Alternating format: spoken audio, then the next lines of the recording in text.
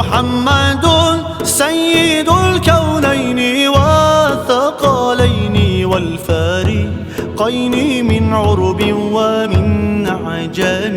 مولاي صل وسلم دائما أبدا على حبيبك خير الخلق كلهم.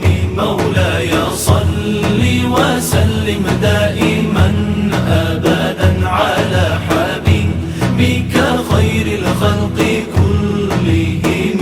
هو الحبيب الذي ترجى شفاعته